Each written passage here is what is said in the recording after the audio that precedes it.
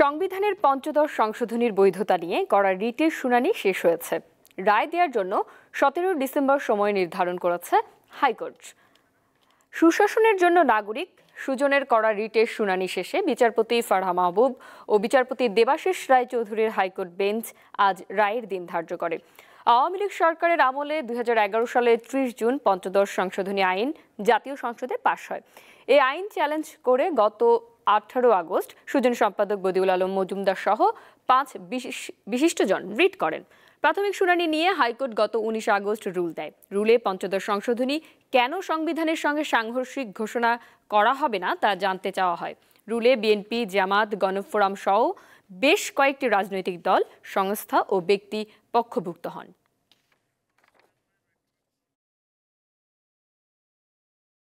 পঞ্চদশ সংশোধনীর মাধ্যমে বাংলাদেশে যে অথরিটারিয়ান ব্যবস্থা প্রতিষ্ঠা করা হয়েছিল, ডেমোক্রেটিক রিজিমকে যে ধ্বংস করা হয়েছিল, কনস্টিটিউশনাল সুপ্রিমেসিকে যেভাবে ধূলিসাৎ করা হয়েছিল, জনগণের ক্ষমতাকে যেভাবে কম্প্রোমাইজ করা হয়েছিল, এই সব কিছুকে সামনে রেখে হাইকোর্ট বিভাগ একটি অত্যন্ত যুগান্তকারী রায় প্রদান করবেন মর্মে আমরা আশা প্রকাশ করি।